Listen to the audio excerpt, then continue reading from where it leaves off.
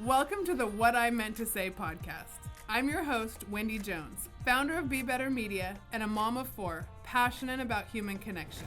Some of these stories contain sensitive content about real-life events, and all of the information in this podcast and from anywhere on the Be Better Media website is for informational purposes only.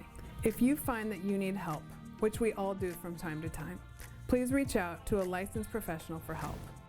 I'm so excited to have my dear friend, Dr. Natacha Nelson, back on What I Meant to Say to kick off Mental Health Awareness Month. Natacha is a chiropractor with her master's degree in spiritual psychology who uses all that she has learned to help others through her coaching and her course, The Untamed Heart, where she teaches her clients tools to align their minds, bodies, and spirits for optimal health. Yes. All right. I'm so excited because I have Natacha Nelson back today. You're my first repeat guest, and for very good reason. We're going to talk about your course and your coaching more today in anticipation of Mental Health Awareness Month that's coming up. And, you know, people that want to know more of your story can refer back to episode 18 because we got your whole life story there, and it was really awesome. And it's in this incredible book, Finding Courage to Let You Out.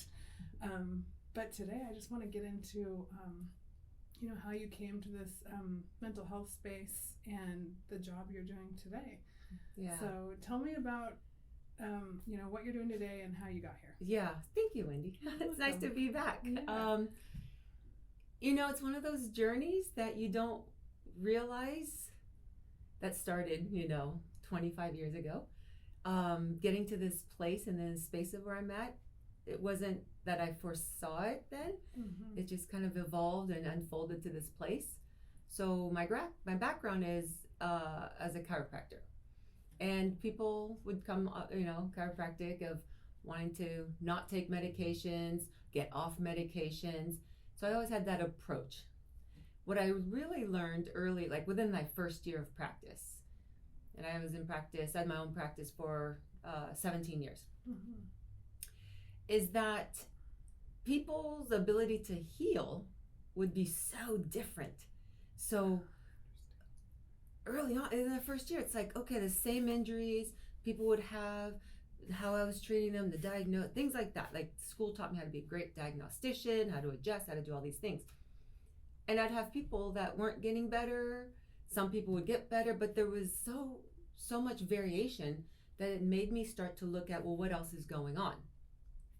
And that's when I started asking deeper questions that were not necessarily about their injury or the pain, but about what was going on in their life, stress that was happening, what was going on, and in realizing the magnitude of sleep and emotional stress and the emotional health space and how that impacted the body. And that's what led me to this, like, okay, I understand that. The mind, the body, and really so much of the energy of my practice was incorporating them both.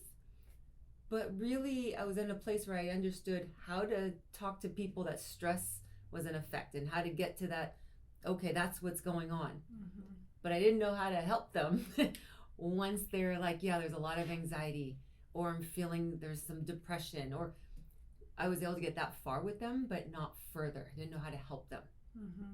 And then when I started to go through my own, ups and downs and the challenges, and it was not to help my patients, but it was through my own life experiences that I went back to get my master's in spiritual psychology.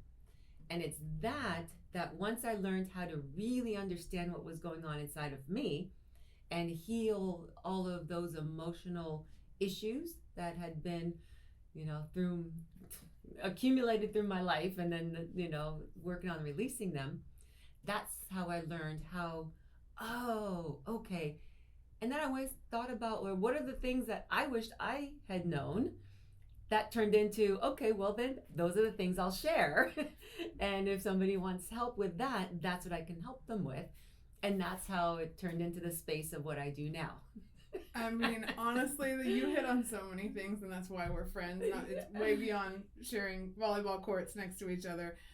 But that precept of, one, being able to use your own life experience, not just to improve yourself, but to help somebody else. And I think that is honestly the through line of the way the world gets better. because we're all human and we're all going to go through all, painful things in our lives. And that whole question of like, why did this happen to me? The only way that I have found to answer that is that it's going to grow you and you're going to be able to help someone else. Yes.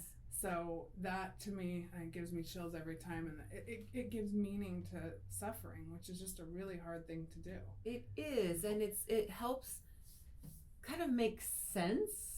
It's not like it makes sense of the world, but it's really about, it gives me a sense of purpose of, okay, there are things that I may be with a client that says something else and I go, oh my gosh, I remember that from my childhood. I remember that when I was in my teenage years, and connecting with that and being able to share what I learned through it makes it all feel like now I'm not stuck there. I have a reason and purpose of why I want to get through it and what I want to learn from that. And then it's really what to do with it all. Well, what do I do with all of this experience and all of this stuff that I learned?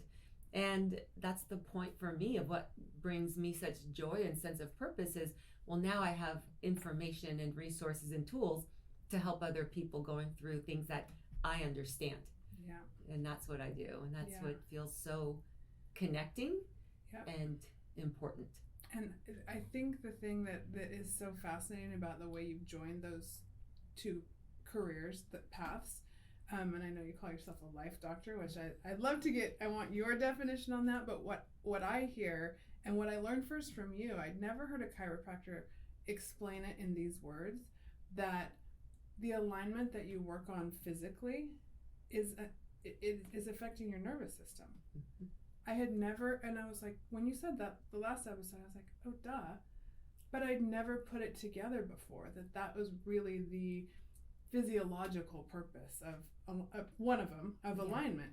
And so when you couple that physiology and medical background with the mental health and emotional, spiritual, psychological work, for me, I mean, I don't know, as an athlete or just being a person that's always been incredibly in touch with my body, it makes so much sense. So I get how you got to the concept of life doctor, because you are encompassing all these things, but I'm also curious as to like, did that title just like pop into your head, or how did you get there? So, from the chiropractic perspective, I came from the school of, Palmer Chiropractic is it was the original. That's how chiropractic started, with D.D. Palmer. So Palmer Chiropractic is from that philosophy that, even as a chiropractor, I'm not treating any condition in the body. Me adjusting the spine is what allows the nervous system to function properly, so that the brain can talk to the body can talk to the brain, and the body is just doing what it knows how to do. And with that principle, it was like, okay, well, I'm adjusting the spine to make sure the communication is free and open to the best of its ability, and then the body will do what it can to the best of its ability. Everything else is just helping it along. And I took that same principle, I think, just because mentally it's there's a logical, practical kind of way to go, which is, in my practice, a patient would come in and, low back pain or headaches. Okay, well, let's do an exam. Let me find out your history. Let me, take x-rays. Let me do the diagnostic to find out for sure if it's a chiropractic related issue. And if not, I would refer out. Mm-hmm. And then I would know if it's chiropractic, then we start with this, if it doesn't work. So there was a logical path that I was going through. And now with the work emotionally, it's like I still have the same practicality of it. Okay, there's an emotional pain. Let's do the history. Let's do diagnostics. Let's find out for sure what it is. Because there needs to make sure that if we're going to apply an emotional solution, it has to be an emotional problem. I think so much of where the challenge is that somebody could have a physical pain trying to solve it with a chemical solution. Or it's an emotional pain, you're trying to solve with a physical solution. Until you get if you don't start with the beginning of, is it a physical, chemical, emotional, mental, or spiritual issue, you won't know which therapeutic, to offer. Because the treatment has to match the actual diagnostic issue. So there's the practical. And I think that's the doctor mindset of what's the issue, really what's the issue, what's at the root of it, to apply and how to heal it and what to do with it. So that's the doctor part of it. And the life doctor really came from when I was in school and getting my master's. And there was it's more of, they used it as a principle. They just recognized, there was one book called The Illness is the Cure. And I don't remember the author, but it talked about life doctor as a principle of how medicine should come evolve, of treating the whole person. And I remember reading it, and it was like, hit me like, oh my gosh, that's what I've been doing. I just didn't know that there was a term. And so, don't you love that when your intuition meets with like some wisdom or science out there? That is my favorite loved thing. it. And I was like, life doctoring, that's what I do. And I remember, because I would have patients in my office that would say, oh, you're more than a chiropractor, you're like my life doctor. And I didn't until I read it in the book, and I went, oh my gosh, that's it. And then it was a kind of a combination of, life coaching and chiropractic doctor, and it was like, it made sense. And so I just kind of took that on as that's what I do. But even more than that, it's that's what I teach, because I teach people how to be their own life doctor. I want people to know how to have the information to at least start that process, to feel like, okay, I have the tools and resources and skills to handle emotional aspects of my life, to handle whatever is going on. You may need help, and you'll know how to ask for help, but just start with the idea of, I teach people how to be their own life doctor, because I don't want people relying on me as their source of treatment, because then I'm no different than just a pharmaceutical, prescription. Yeah. I don't want to be that role. I'm like, no, let me teach you, let me show you, let me give you these skills so that you can like fly. Yeah. But that's what gives people ownership and responsibility for their life, their health, their body, their mind, is with the tools and skills to say, okay, I can take responsibility for my life. So that's really how that all came about to what I do now. Yeah, I mean, that gives me chills too, because I'm such a believer in that path of exposure. Yes. And like that there really is, we're so diverse as humans. I mean, we want so many of the same things, and belonging and connection and all of these things that really add joy and meaning to our lives, but there's different ways for everybody depending on what they've been through, depending on their personality, or so many different things. So it's like that exposure to, hey, did you know this was out here? Yeah. And guiding, because it's nice to have someone who, I always feel like there's always someone ahead of me on the path. And instead of feeling like I need to catch up to them, I'm always like, my mindset has changed. It's like, how can I learn from them? Yes. And then it just becomes this free flow of information where we're all learning from each other. So I love that concept. Yeah, the way you laid that out. And it's really about, I think about for my own life, the sense of freedom that I've experienced with my chiropractic knowledge. Just with that alone, to be able to listen to information, listen to my body, have a chance to go, okay, well, like I don't feel, there's no panic. There's not a sense of fear of, oh my gosh, I have a fever. I'm like, oh, okay, well, my body has a fever because there's something, okay, I'll just go to bed and let it run its course. And if I need to in 72 hours, if I need help, I'll get help. I'll go to the doctor. Yeah. But there's not a panic. And that was the freedom that I felt physically, but I didn't feel that until I got my master's emotionally.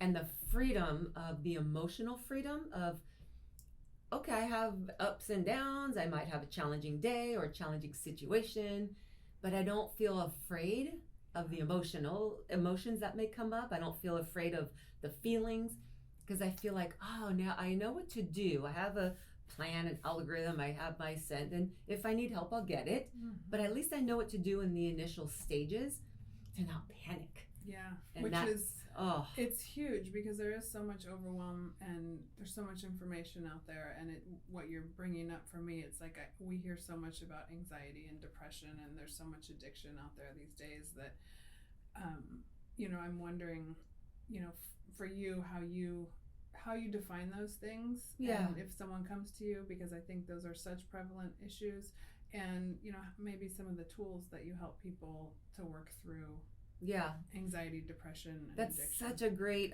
I'm glad we're bringing this up, because it starts with being able to understand what's happening. And I think I like definitions, I like words because they have meaning, and it's really just a sense of being able to understand and connect in the place. And I work with, so addiction, depression, anxiety, to me, those three go together, and it's kind of the wheelhouse of what I work with. I don't work with people who are in an active addictive phase, whether it's drugs or alcohol or gambling or porn. Like, I refer because they need help that's beyond my scope. It's like, just like from chiropractic, I got to know if it's a chiropractic case, then I can work with it.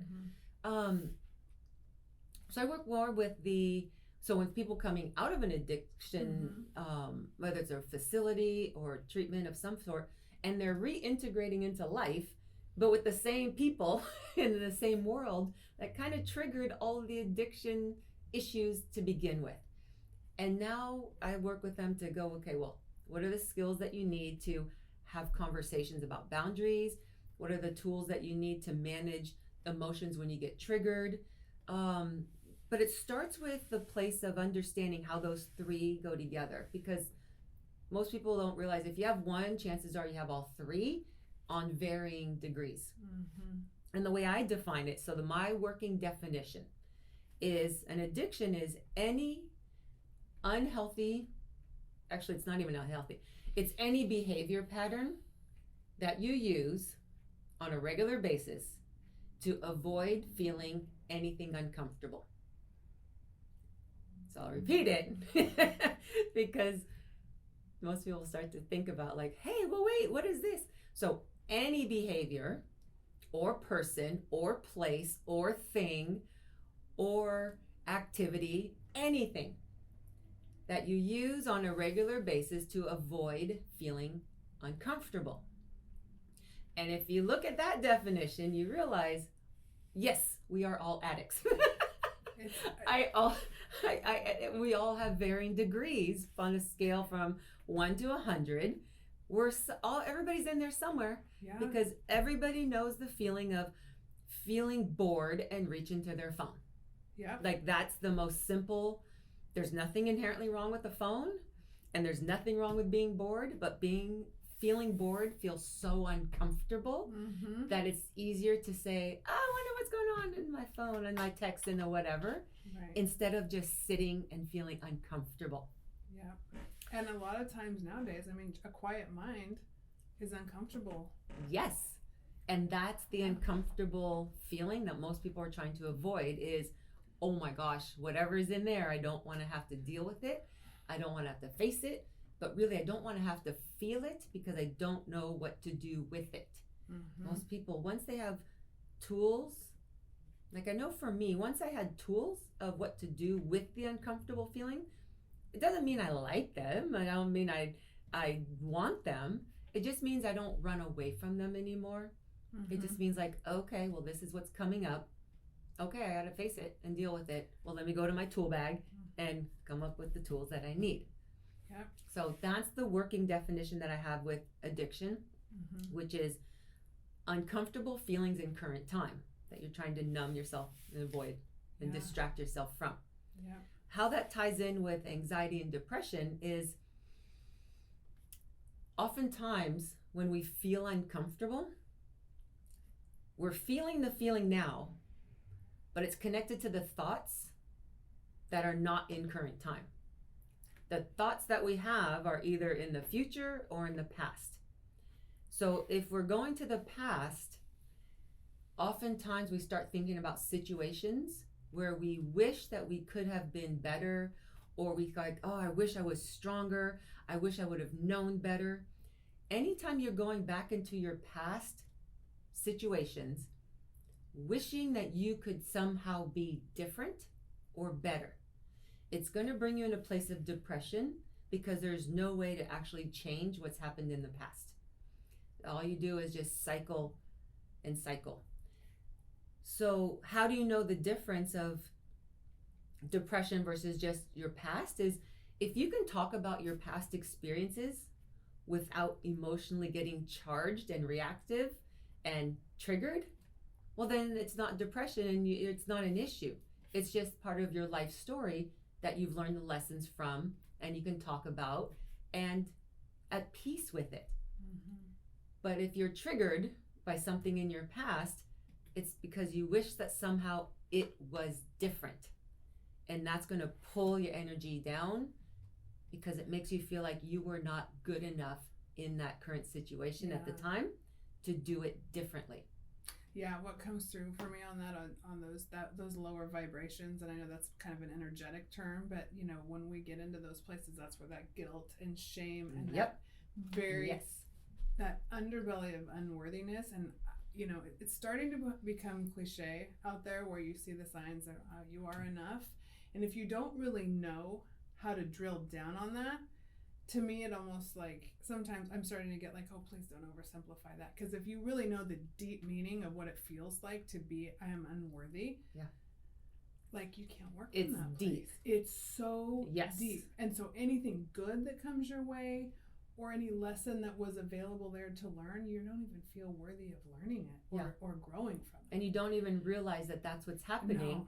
But if something happened, you know, when you were 7 and you thought that it was your fault, and you don't really understand that it wasn't your fault, but it's somehow just locked in your mind, it could be 10 years, it could be 50 years, and the mind will still remember it as if it's happening, and then you will react in current time. You'll react if you get triggered, you'll lash out, or you'll shut down and withdraw, or you'll sabotage yourself. Somehow you're reacting now to what happened decades earlier, because you're still stuck in your mind, is still stuck in the past of I should have known better, or I should have done it differently. I wish I was better or stronger at the time. And there's just no way to ever change that, so you don't get out of that cycle until you finally let go of wishing that the past could have been different. And of course we all wish like we didn't have to go through it, but there's a difference between it sucked, I wish I didn't have to do it, versus really still feeling like it was your fault and you should have done something to prevent it. That's what keeps you stuck in the depression of the past. Yeah, that makes sense. So if depression is the past, anxiety is going to be the opposite spectrum, which is the future.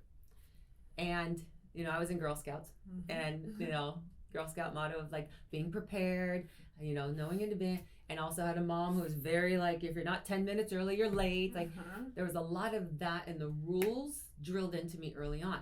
And there's a place for that. There's a place to know what's on your schedule and what, you know, is going to happen next. There's place for that. Anxiety is when you're in the future. It's like you're trying to think about all the possible painful situations that could come up in the future and trying to preemptively stop them now in current time. So being prepared is different from trying to think of everything that could happen and trying to stop it in advance. And you can't do that. You can't live in the place of I'm going to prevent any and all painful things from happening in my future. It just is not possible. You can't plan tomorrow, and you certainly can't plan 10 years out, and there's no way to currently take action on something that hasn't happened yet. Because how can we expect it to enjoy the now? Right. If we're in that position. Right. And you are making me go back to when I would have my babies. And my bedside table, I had to have it set up a certain way with everything that could possibly happen during the night. There was an extra pacifier, there was a thing of gas drops, there was another burp cloth, there was like everything, and I would be like, oh, and now it's going to be okay. And it's like, there's little things that I never realized were part of the anxiety in my system, and yes, that was, postpartum or whatever. But there are so many things in my life that I now look back on and go, wow, that sense of routine that, oh, I'm a routine person. I've come through it, and now I have that sense of freedom that you were talking about. but it's so much of it came through this learning about anxiety. So Yeah. I can identify so much Yeah. with what you're saying. Yeah, and that's where it came from for me too, to understand how much my mind would get into that place of, oh my gosh, I have to do this so that next year and when I retire and when and oh my god, and that's the anxiety that will just cripple. Yeah. It would paralyze me. It would paralyze me, because then I would realize I can't take everything off the table. I can't prevent everything. And it was really, for me, with my daughter, she's almost 14 next month, and realizing like, well, I have to let her go. I have to let her do stuff. I have to let her, she wants to go and be out with her friends. Like, yeah, I can't just think, oh my God, I want to keep her in the house and keep her so she never gets hurt. Well, she's going to get hurt. My job as a mom is to teach her how to deal with that. Mm-hmm. And that's really what helped me is, oh my gosh, like that's what my job is. I can't keep her in a container. Yeah, I know, because you're hitting on the parental relationship there, but even that sense of control in any of our relationships. And that's the premise of all control. Yeah. Is anxiety is the idea that you can control anything. Which, Yeah. especially other people, which is the whole, there's two things: trying to control people and trying to control the world and trying to control nature. Mm-hmm. And it's just not possible. Right. And, I think about that because I love the ocean. Mm-hmm. And just everything for me, like I love nature, but the ocean is the top of where nature for me. And I always think about our emotions and feelings like the waves. They're going to be there. They're going to be coming every day, all day, nonstop. Some days they're little blurps. Some days they're pretty flat. Some days they are so violently crashing that seasoned surfers are on the sideline watching, going, yeah, we're maybe not getting in today. Yeah. And that's how I feel like now, in that place of, I look at all the feelings, emotions, I just go, oh, if I can treat what comes up the way I look at the ocean, which is a great deal of respect, I'll still go play in the ocean. Mm-hmm. I can still go play, but I have a different understanding of the waves and the currents and, the ground, and just kind of like, okay. But not trying to, like, anxiety is trying to control it. Yeah. You can't control the ocean and the waves. It's just, it can't happen. So but the tools and training, I feel like, that you know and can provide are the things that help us just know how to respond. Yes. Right. And that is, there's a quote that I love, because you were talking about those like early principles of like, my mom taught me this and those types of things, that are like, it's discipline, it's hard work, and all of those things. And like I said, there's so much of that in your book and in that first episode. But Matthew McConaughey, in his book Greenlights, has this quote that just stuck with me. That's called, it's conservative early, liberal late. And I was like, oh, yeah, that's genius. Yeah, because we do need things that ground us in hard work and knowing how to show up for ourselves and at school, and to know ourselves well enough to build that confidence to go out in the world and do things. But once we have that concept of being able to be kind to yourself, because we all know, I mean, obviously there are troubled childhoods, but when the buck stops with you as an adult, there really is a freedom in being able to know yourself well enough that that grace and empathy for others and yourself is something that goes along with the happy adulthood, right? Yeah. There is no perfection. Right. Hey, I hope you're enjoying this chat as much as I am. For more great content, courses, and lifestyle, go to BeBetterMedia.tv. There's no perfection. And I think part of what you tapped into is, I think about,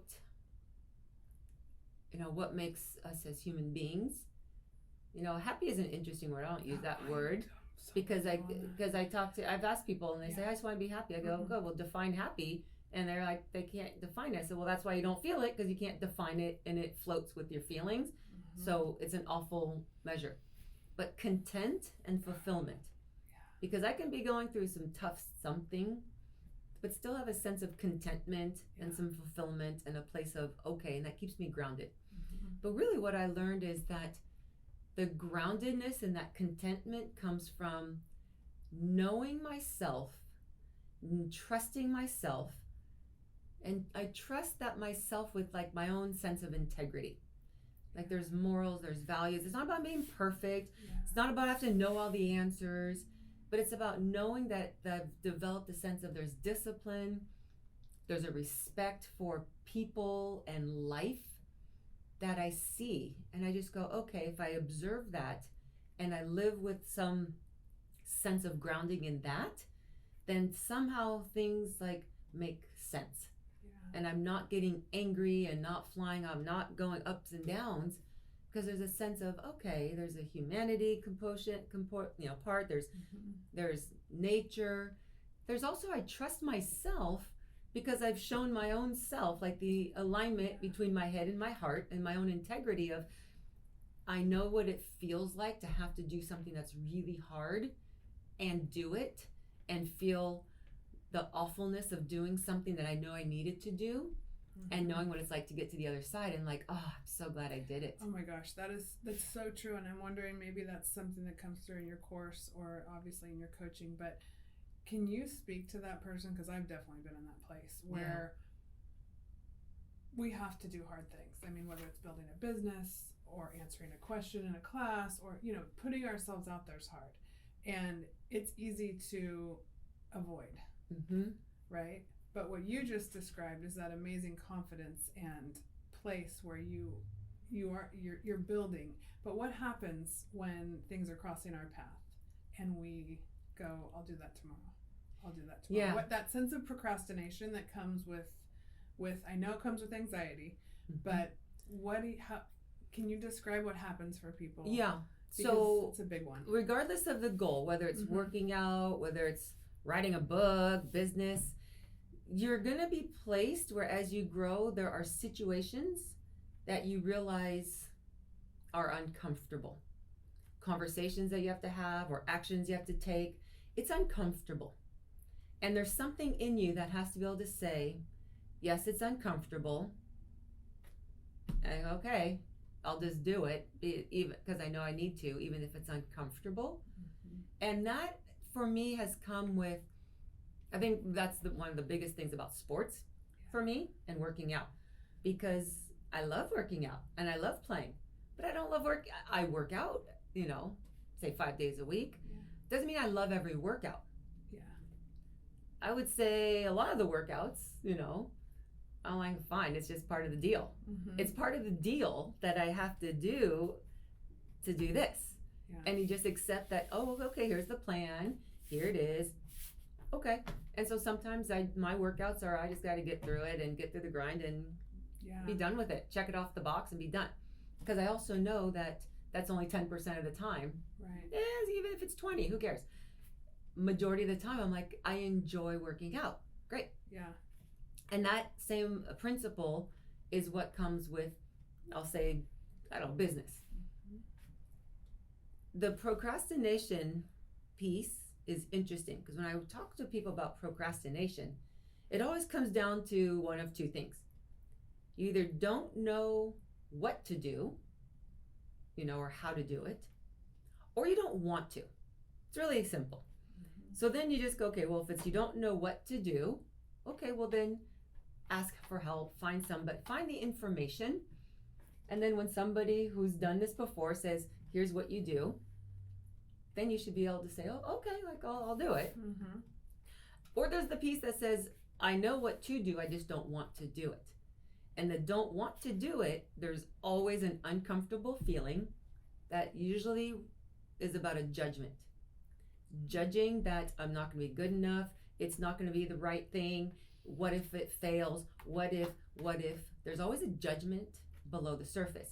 And the judgment says, oh, I don't want to look like a fool, I don't want to mess it up, I don't want to make a mistake, I don't want to, whatever, fill in the blank. And that procrastination piece. And then it just snowballs. Yeah. And it chips away at that credibility, right? With yourself. With yourself first. Yeah. It's not even about, I mean, if you're being governed by what the world perceives, like that in itself is like a really hard place to evolve and produce anything from. But if you're looking for that internal motivation and that intrinsic motivation, and you wake up and you go, no, I didn't pick up the pen today, and I didn't write, or I didn't make that call. You chip away at the trust you have in yourself. Yep. And then when you know that you are out of integrity with yourself, it will affect all of your decisions. It will also, because now you no longer trust yourself, but then it also bleeds into you won't trust other people, because if part of you says, well, I can't even hold myself accountable, then other people aren't going to do that to help me and want to be with me either. And it shows up, and that's where these people start to sabotage.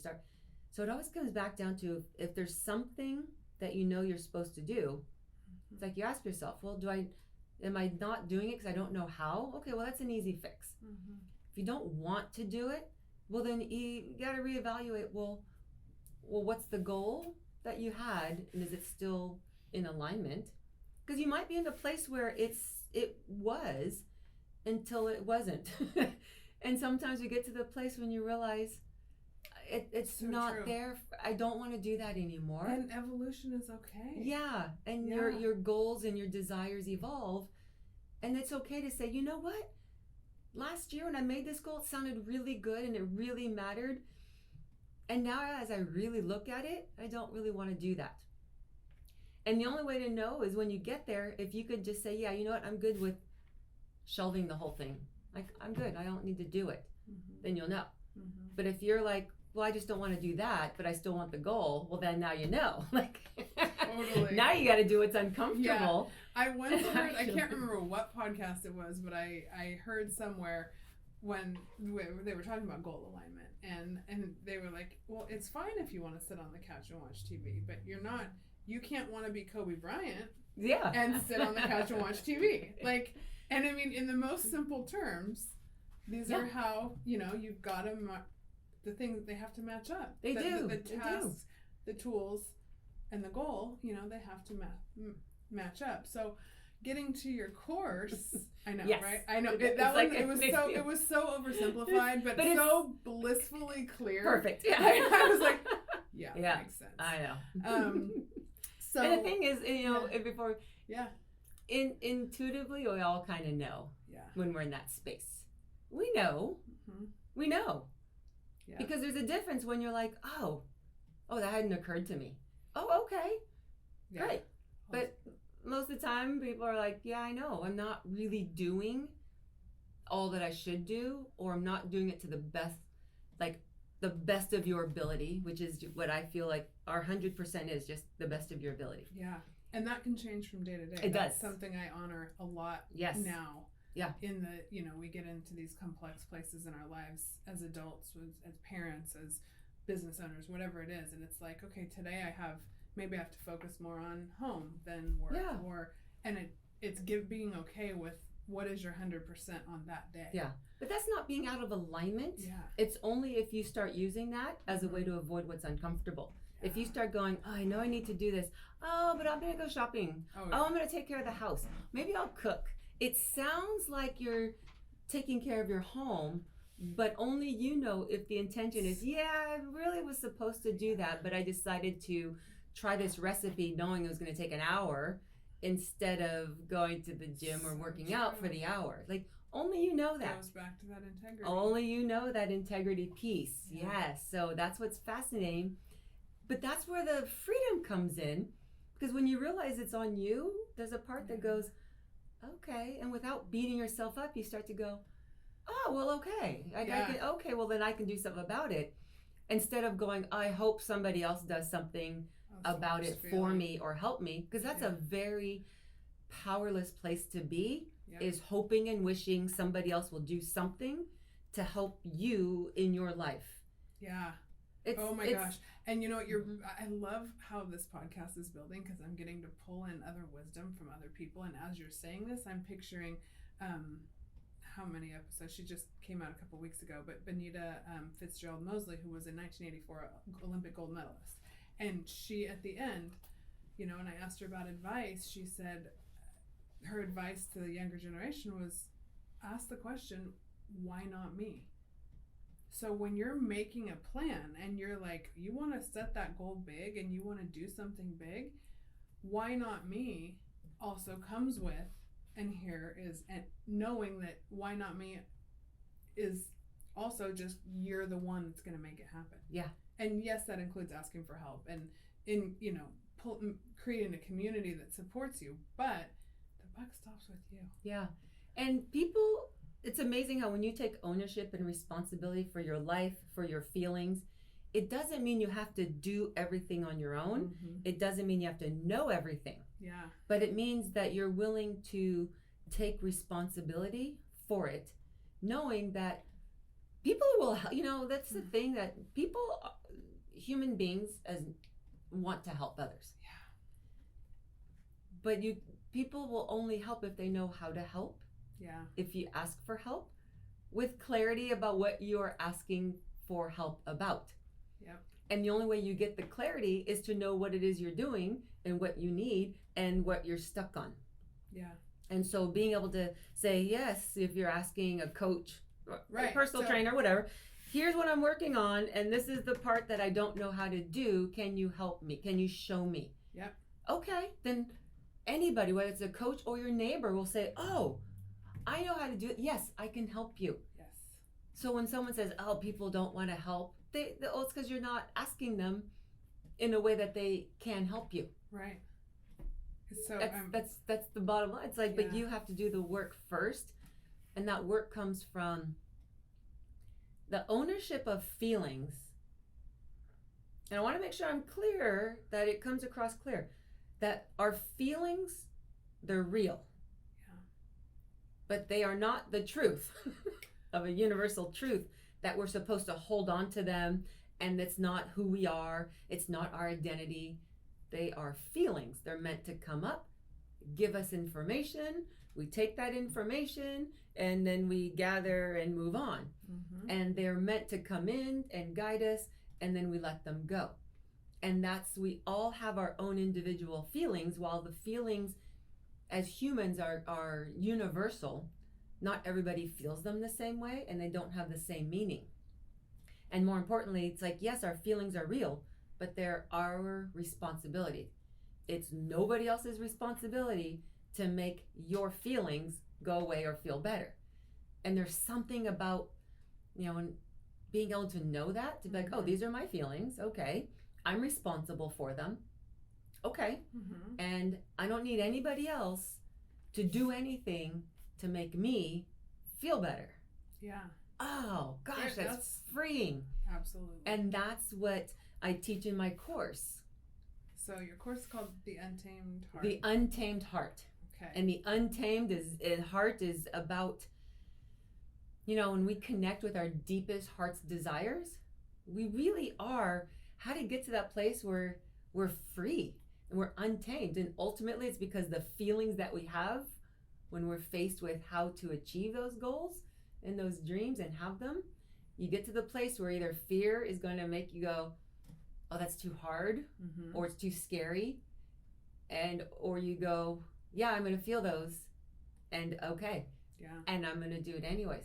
I'm going to feel my way through it and do it anyways. Mm-hmm. And that's where the Untamed Heart is really about, the freedom of allowing yourself to have big goals, big dreams, big desires, and be like, okay, I will navigate my way through emotionally, feeling them, not afraid of them. Yeah.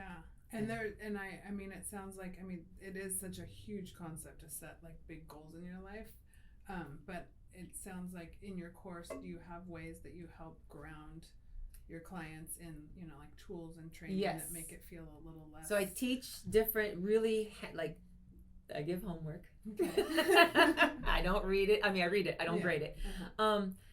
But that's where I start with the tools. Like one of my favorite tools, and I know you know this one, my favorite thing ever is writing. Oh, yes. Because the first step of being able to decipher a feeling is to actually know what you're feeling. And most people go through the same, I feel stressed, which by the way is not a feeling. It's a biological response to the emotion that you're having. And most people say, I just feel angry, or they start with, it's like angry, halt, hungry, angry, lonely, tired. Okay. And I learned that with my daughter early on when she was 3. Like, go with your child, ask them, are you, when they're upset, hungry, angry, lonely, tired? And there are 2 that are physical issues and 2 emotional. That's how I started to recognize the difference. Yeah, so HALT, HALT. But most people don't go beyond those. They just go, okay, I'm lonely and I'm angry, frustrated maybe, or overwhelmed. But they stick with the same 4 or 5 words. And there are probably 3,000 words in the English dictionary that describe feelings. I say we gotta branch out. Because I know for me it was a big deal because I was the same way. I used to always just say I'm angry, I feel angry. And then I remember writing, and I remember going, let me look up in the dictionary, angry, am I angry? But really what mattered, one of the most important things I teach is, looking at not just the dictionary, but then look at the thesaurus. Because when I looked up anger, and it said annoyed, irritated, anger, rage. And when I read the word rage, my whole body reacted, because what I realized, it was rage. There were things in me that I felt were rage, anger, beyond just anger, that I was trying so hard to control and suppress and pretend it wasn't there. And I realized that was the key for everything, was I had to go into that feeling. Yeah. And once I was able to get in there, I'm not afraid of it. So now there are situations and I go, okay, well, I'm just annoyed, or I can be mildly irritated. Sometimes I'm angry, and there's things that really hit the pissed off rage. But now there's 4 other words, and it's not just anger. And the reason that matters is, think about, if you're hungry, are you hungry, like you want an apple hungry? Or do you need like a full meal with all the nourishment and the supplements and everything to go with it? How you treat it is going to be different based on what you actually feel. So being able to understand the feeling, the emotion that you have, is going to help you know how to deal with it. So I always start with, you got to write it. Gotta write it. Even if you sit there, because if you sit there and you can't write, well, then that's telling me that tells me a lot. And it's so true. And I mean, I wasn't working with the coach at the time, but I know way before I started writing, like my blog, something in me every day was like, you need to write. Yep. And I'd be like, no, I'm not doing it. And then I'd go to bed that night and be like, God dang, you didn't do it again. And it stayed with me. Yeah. And I can't really remember how long, but it's true. I've learned by doing. Yeah. These feelings of procrastination and the things that we run up against when we're really pursuing our, and not just pursuing stuff, but I know for me, so, one of the big experiences of really recognizing how this all manifested was, when my mom, back in 2017, when my mom got sick, and when she was diagnosed with ALS, and we didn't know, could be 3 weeks, could be 3 years. I didn't know what to do, how to handle it, I didn't know. Yeah. But I remember just going, I had enough tools at that point where I said, I'm not going to run away from my feelings. I'm going to feel them all as I go. And I did. I felt everything. I wrote everything. Often, like my mom and I had some of the best conversations because I could finally feel it and then talk with my mom. And there was nothing that wasn't left unsaid, but there was nothing that was left unfelt for me. I felt everything, wrote everything. And by the time she passed in 2018, after her service, people kept going like, are you okay? How are you doing? And I remember that first time when I was like, you know what? I'm actually okay. And I was like, well, that's kind of weird. Like my mom just passed. But what I realized is I felt grief and sadness she was gone, but I had no regrets about anything that wasn't said. I didn't have any regrets of I didn't feel it, I didn't say it. But also I didn't run away from and try to avoid any of the feelings at the time. Mm-hmm.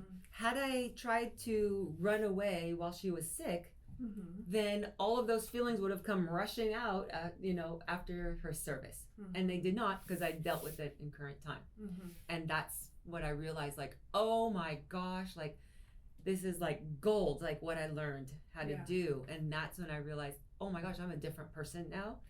And what I'm teaching is so that people aren't afraid of big life things. It's not going to feel good, and it's not a way to make it, soften it. Right.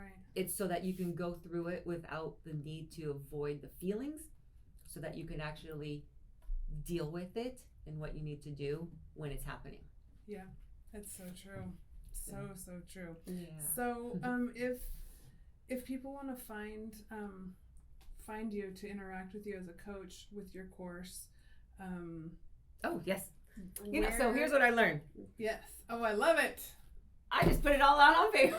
Perfect. Not only will I put it in the show notes, but this will go on the video. And yes, because I found it so much easier to have it on paper and just say, you can find me and let me lift it up, social media, business page, my group page, Instagram, YouTube. Perfect. All of them in there. So, and my course is called the Untamed Heart. Okay. You can, the links will all be in there, but click on that, rewrite and register. The next round, the class is going to start middle of October, so in about 4 weeks, 4 weeks here. Okay, great. And so go ahead and register for that. And just know, I think the one thing I want people to know, the most important thing about is my goal is to teach you how to be your own life doctor. I want people to feel like, okay, I know what to do. Yeah, I love that message of empowerment. That's the whole point. I want to teach you. Mm-hmm. And it comes from a place of all the things I wish I had known that I realized made a difference for me once I learned it. That I went, oh, this is so freeing. And like, life doesn't feel so scary or burdensome, or just lost. Like I don't feel lost, anymore. So it's really about that. That's such a beautiful place to be working from. And I'm such a believer in that, I always, it's generation to generation, but it's also like just person to person, no matter how old you are. There's always more to learn. There's always ways we can help each other. And I'm convinced that lifelong learning is the key to longevity. And I still see you out there playing volleyball and running and the things that we're able to do. And I love this connection through mental health and mind, body, spirit alignment. Thank you. Yes, thank you for letting me be here and share my message. Yeah. Share I can't my wait for what's coming. That's everything that we want to do at Be Better is just connect the world with better content and better tools and services that are helping us manage this modern world that oftentimes feels like chaos, but it really can be quite beautiful. Yeah, it can be. So my message to anybody listening is if you have any questions, you can find me on social media and send me a message, ask your questions, let me know what is it that you need help with? Mm-hmm. And if I can help you, I will. If I can't, I know where to refer you. Like I will help you with where you're at. I will guide you in the right directions to the right people or places to help. So you're not out there by yourself. You're not alone, and you're not stuck. So that's my message. So good. Well, thank you so much for joining me today. Thank you for letting me return and be with you. Absolutely. I love being with you, Wendy. I do. We do have fun together. So. Thank you so much. Thank you so much for listening to What I Meant to Say. If you enjoyed this conversation, you know what to do. Subscribe, rate, review. And for more great content, courses, and lifestyle, go to BeBetterMedia.tv.